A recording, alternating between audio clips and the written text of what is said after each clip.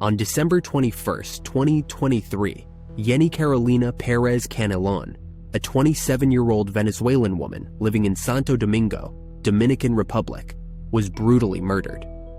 The night began like any other for Yenny, as she took a taxi to a pre-arranged meeting with a man named Michel Sava, also known as El Italiano, at his apartment in the Piantini neighborhood.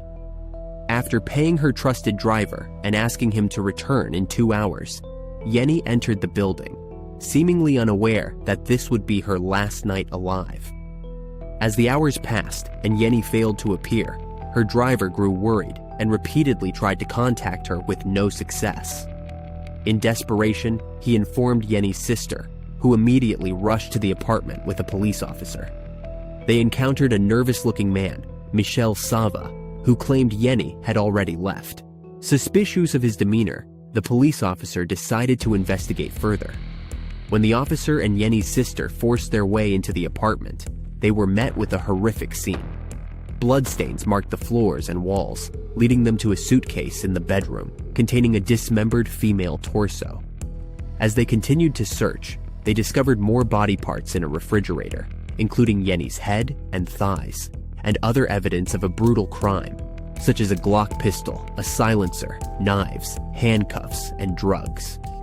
Michel Sava, a 30-year-old Colombian with a history of domestic violence, was arrested at the scene.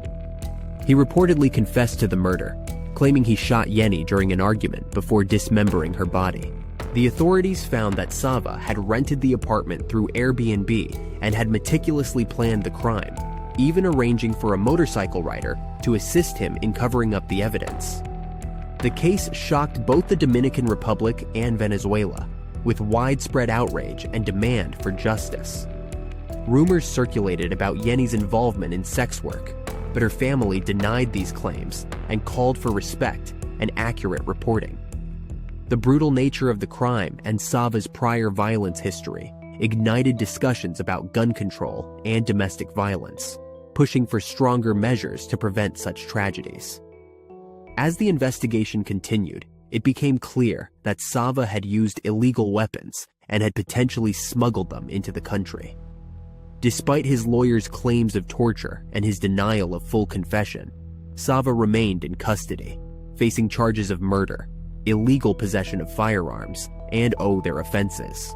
The case has highlighted the urgent need for better enforcement of laws and protection for victims of domestic violence.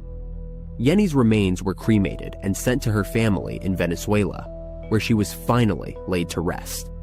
This tragic story has left a profound impact on the community, emphasizing the need for vigilance and action against violent crimes.